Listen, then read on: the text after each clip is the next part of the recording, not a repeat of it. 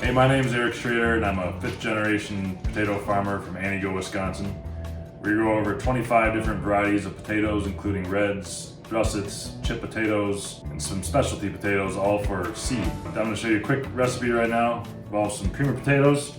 I'm trying not to flip them off the plate here when I show them to you. There you go. I've already cut some up. All you do is cut them in half, toss them into this nice bowl of olive oil, as so. I'm gonna add a little bit more olive oil. I'm gonna stir them up, get them all nice and covered.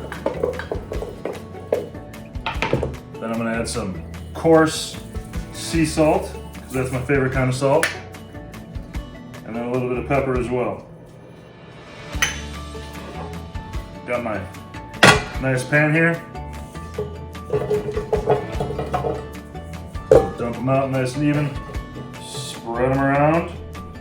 And I've got the oven preset for 400 degrees, and I'm gonna stick them in there for 35 to 40 minutes. You just want to check on them once or twice, and wait till they're nice and soft. All right, here's the final product. They're delicious. I tried one, burnt my tongue a little bit. Nice and salty, golden and red, and very good.